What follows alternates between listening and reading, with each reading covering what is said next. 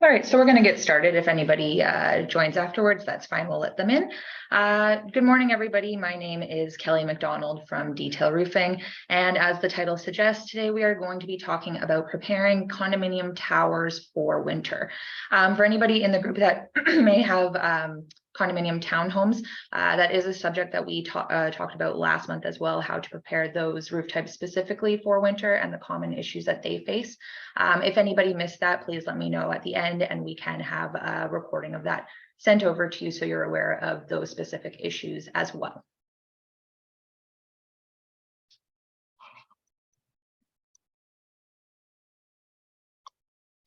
So just a bit of what we're going to be looking at today. For starters, we're going to talk about the problems that arise in winter and why they may be harmful to roof systems on towers. We're going to look at what being proactive in the fall looks like and the specific items to look out for on a roof system, no matter what type of roof system you may have. At the end of the presentation, we will be doing an open forum Q&A. However, at any point, if you do have a question, please feel free to pose it in the chat and we will address it at the very end.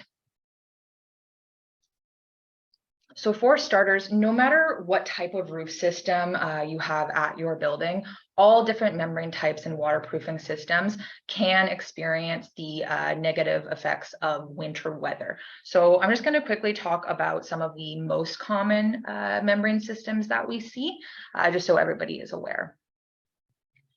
So especially at newer condominium towers, something that we see very often is called an inverted or upside down roof system.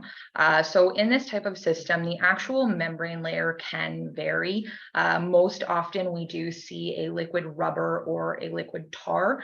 However, the membrane is not exposed. It is covered by layers of insulation, filter cloth, and then either gravel ballast or paving stones. The reason that it is called upside down or inverted is because typically with the membrane systems, the insulation would be below the membrane layer, where in this case it is on top. Issues with this roof system can be a bit harder to identify, again, because of the fact that the membrane is not exposed.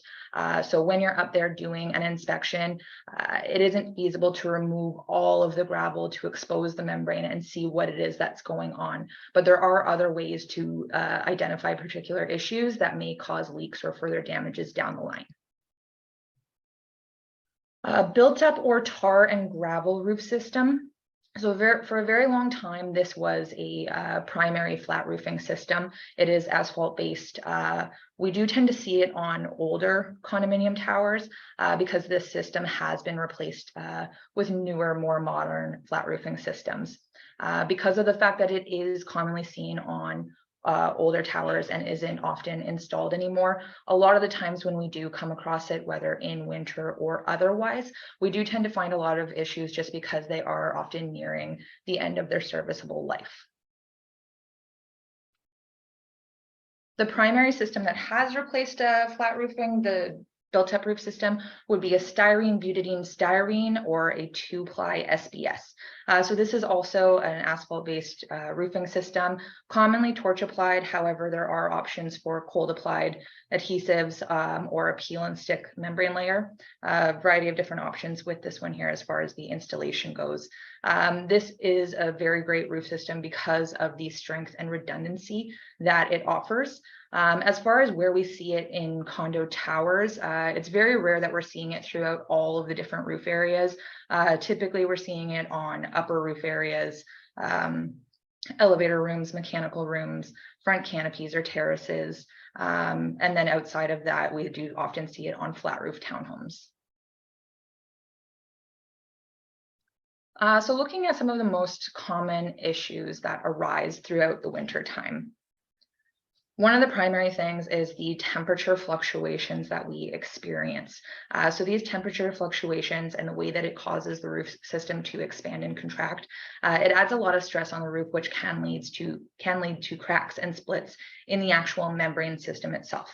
Then, of course, because of the lovely climate that we have here, all of the heavy snow that we experience, and then with those fluctuating temperatures, that heavy snow falling and melting in the back and forth, it does cause potential for excess ponding water or flooding throughout the roof surfaces. And if there are any openings, whether in the membrane or any other areas throughout the roof, then of course this is going to lead to potential for leaks throughout the building. So further to the temperature fluctuations, again, a few degrees here and there, that's not where you're really going to see the impact. It's through these winter months when we're seeing the temperatures go from rigidly cold to milder temperatures that are double digits. All of that back and forth in a short period of time, again, is going to add tremendous stress to the membrane system, especially at weaker points like penetrations or building upturns. A system like that, 2-ply SBS, as I mentioned, it does have added redundancy at the upturns and the penetrations, so it is helpful in that way. But again, we do often see splits and cracks occurring either in the membrane systems or in sealants throughout the roof because of temperature fluctuations throughout the winter. The temperature and the weather in general is also extremely hard to predict throughout the winter months. For example, January 2020 was unseasonably warm the entire month, and we had the highest amount of rainfall in January than we did throughout any other month in the year. So of course, those heavy rains and the consistent precipitation is going to cause more potential for leaks as well.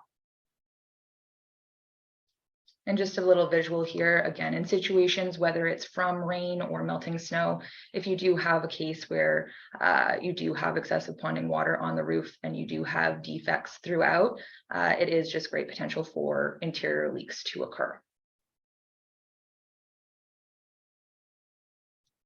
So when it comes to being proactive and looking out for particular items, number one recommendation would be to have a professional come out and do an overall roof inspection of the main roof surfaces. Again, just to identify if there are any existing obvious damages or something that has potential to cause damage or to cause leaks. Outside of that, we would also recommend that if there are any potential or known leak issues that are occurring right now, get them addressed as soon as possible so they don't become worse over the winter months or create catastrophic damages.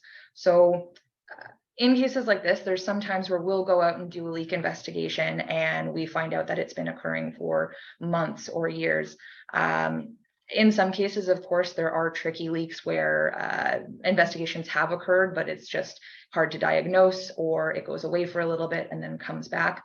But there's also cases where somebody sees some mild staining, or maybe they notice a soft spot or hear something and they don't really think about it being a leak issue, or they might not think it's that big of a deal, so it doesn't get reported to management. So whether it's sending out a checklist or questionnaires to residents to see if there are any potential issues occurring, or if they have noticed any staining that might be the result of a leak coming from the roof or another area. Also, something that we're going to take a look at is in regards to balconies. So again, it wouldn't be feasible for you or for anyone on your staff to go out and check each of the balconies in a tower. However, if you're sending out checklists or questionnaires that can allow the residents to identify any potential issues that could cause a leak, it can be helpful to identify and address it before it actually becomes a problem. So now just taking a look at some of the specific issues, what those look like and why they can be such a problem.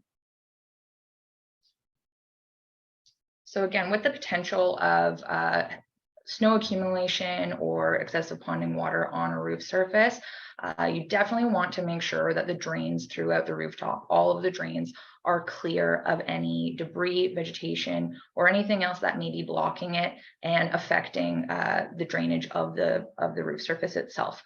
So in this first photo here, this is a very extreme case. The vegetation growth occurring is so severe that you can't even see the drain in the photo here. In a case like this, if there are, whether it's mild vegetation or a case like this where it's a full tree growing out of the drain, please have a professional look at this and remove it. If this is just ripped out of here, there is potential that it is going to damage the drain itself or the surrounding membrane, which would then leave it exposed to potential leak issues. In cases like this with the inverted roof system and the gravel ballast, we always recommend having a perforated metal gravel guard installed at the perimeter of the drain, just to prevent any of the gravel throughout the roof surface from blocking and burying the drain, which is again going to affect adequate drainage throughout the roof surfaces. On any type of roof system, whether it is a 2-ply SBS like this, inverted, built up, whatever the drainage system is. If there are any areas where the drain screen itself is missing, you definitely want to identify that and get a new screen installed as soon as possible. Again, just so there's not any debris or vegetation that's going to come in, block this opening here and cause potential flooding throughout the roof surface. For a very similar reason, any surface debris or vegetation throughout the roof, we would recommend having that removed. If it is heavy vegetation or leaf debris like we see on a lower roof surface here, that is again going to affect the adequate free flow of water to the drainage system. And again, with the heavy vegetation, not every single time, but we do often see cases where the vegetation has gotten so severe that the roots are actually embedded in the membrane, which can of course puncture it and lead to leak issues, whether it's left there or if it is removed improperly.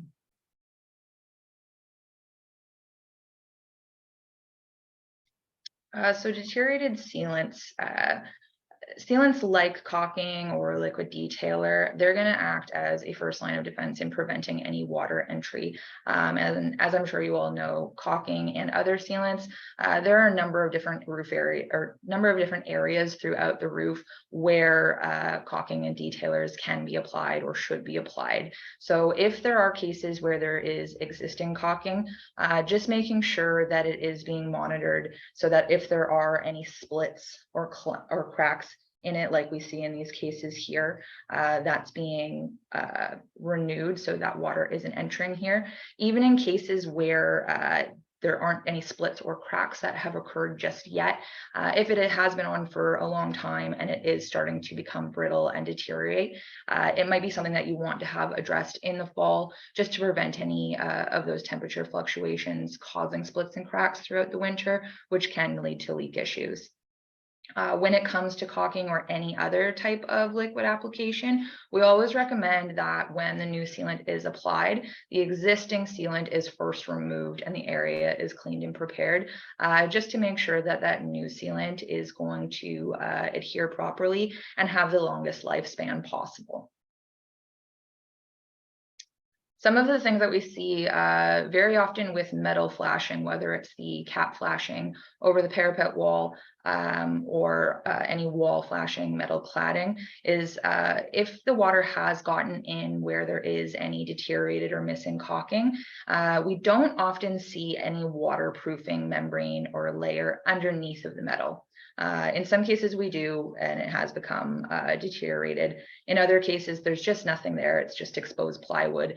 So again, if that water is getting in, it is going to seep in over time, which then, of course, like you can see in some of these cases here, will cause the wood to rot and deteriorate, and then can also lead to interior leak issues in the areas below.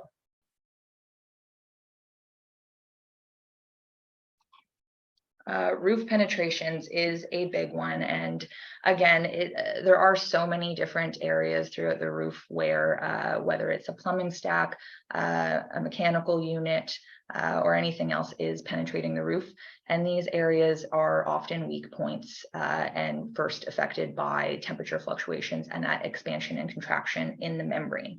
On a roof system where the bases of these penetrations are exposed, so again, that would be like a 2-ply SBS system, any single ply system, or the built-up tar and gravel, the bases of these penetrations are visible. So if there is an existing sealant or you do see any cracks and splits, it's something that you can easily identify and address before it becomes a leak issue.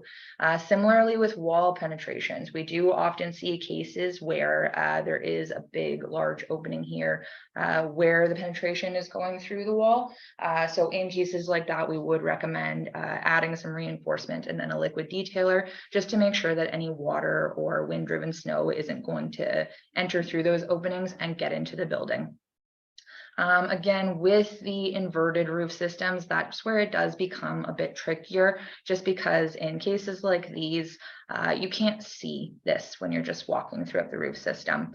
So this one here, if you line it up with the metal, that's the only bit that you can actually see when you're in doing an inspection of the roof or just walking around on the roof.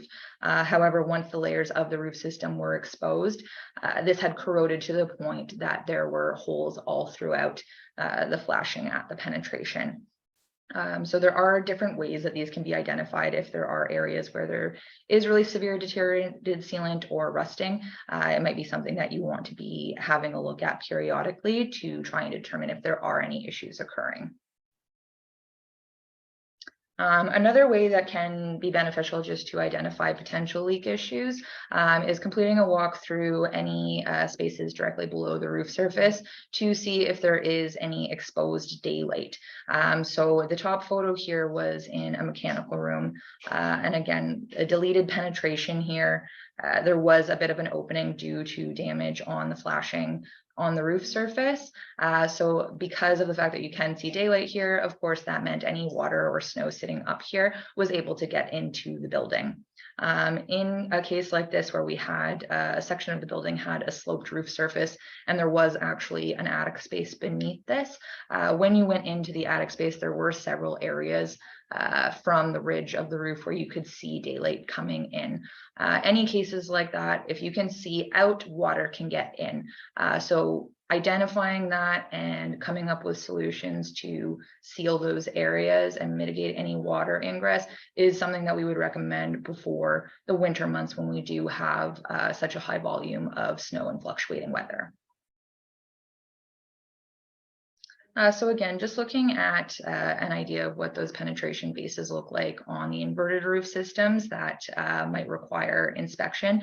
In cases like this where it has severely rusted or there is some corrosion or deterioration occurring, these might be the first places that you look on the roof to see if there are any issues occurring below this gravel ballast here. Sometimes as well, the actual flashing itself on the vent might be okay, but sometimes we do find issues with the membrane, not so much any splits or cracks or damages, but it could just be deterioration that could lead to those things over time. So in these cases, again, it wouldn't be feasible to uncover every single vent and every single roof penetration on the roof surface at one time. However, doing them in phases, beginning with the most critical locations, is something that we would recommend looking at on an annual basis. Other issues throughout the general roof areas would just be any obvious damages or defects that are occurring. So again, this is going to be dependent on what's going on the roof and what type of roof system you have. But if you have missing vent caps, missing drain screens, anything that is missing where it is supposed to be, having that installed before the winter months hit would be advised. Again, any severe rusting that has led to corrosions and holes in any of the equipment on the roof system, having a technician come out and take a look at that and getting that fixed before it creates any potential leak issues. With a 2-ply SBS system, something that we see very often, partially due to prolonged UV exposure, and in some cases ponding water can speed this up as well, is degranulation of the top layer of the membrane. So the granulated surface of the 2-ply SBS membrane is going to offer UV protection. However, if that starts to break down, it does need to be renewed. If it has gotten to a critical state, then it might be new membrane entirely that needs to be installed, rather than just doing a liquid application and renewing the granules in a more minor case. If there are any cases of missing or damaged metal flashing, especially like this, again, because of the fact that so often there isn't a waterproofing membrane system underneath these metal areas, if there are any exposures or lifted areas where water can be getting in, then that can seep into the wood and cause an interior leak over time. So especially in the winter when we have snow piling up and sitting for long periods of time, we tend to see a lot of issues with balcony surfaces. So the primary issue that we tend to see is with the doorway threshold. If the sealant along here has deteriorated, it's all split and cracked or easily being removed, the snow sitting there often will come into those openings beneath the metal and then cause an interior leak into the unit. In cases like this, again, this is what I was recommending at the beginning as far as having a checklist or questionnaire so that residents may be able to identify if there are any potential issues occurring on their balconies. Deteriorated sealant would be a very big thing to look out for and get addressed before the winter months and any potential leak issues. In a case where the balcony is exposed concrete, if there are any large cracks throughout the concrete surface, or if there is an existing waterproofing membrane system, whether it's an epoxy coating or something similar, if there is major wear and tear on that balcony, it is something that you want to identify. However, with the traffic coating systems, they are very temperature sensitive. So this time of the year might be a little too late to be dealing with that. However, there are ways, whether it's through temporary application or through sealing cracks with caulking or other sealants, just to get you through until the warmer spring months when a full coating can be completed. As far as it working in winter, not all companies are around throughout the entire year. We are a company that does work all throughout the year. So if there are any issues that you do experience throughout the winter months, whether it's leaks or other damages that occur, we do work all year round and do offer emergency service 24/7, 365. So when it comes to working in winter, we of course monitor the weather extremely closely. As I mentioned with the traffic coating system, there are other materials that are extremely temperature sensitive and may not be feasible to apply in the winter. However, there are many roofing materials, like most roofing materials, that you are able to use in the winter. Again, it's just about following manufacturer guidelines, which will outline what the minimum and maximum temperatures for applications are, the storage temperature, shelf life, application guidelines. There are additional tools as well that can be used, like warming bags and other additional products, just to help keep things warm throughout the application if it is a longer job.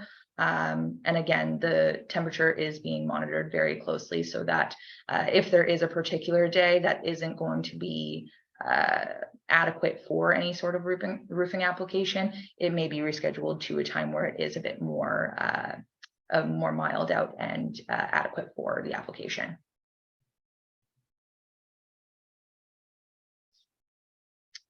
So that's all we have for today. If anybody does have any questions, please feel free to unmute yourself.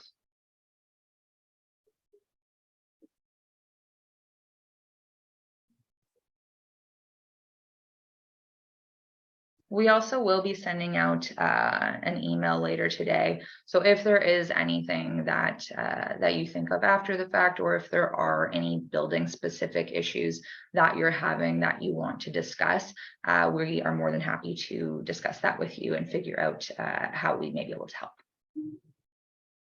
Also, if anybody hasn't got their roof checked this year, you can email us in and we can do a no-charge roof inspection to check for any of the issues that Kelly identified. You can win a prize too. We're going to do a draw for the next week.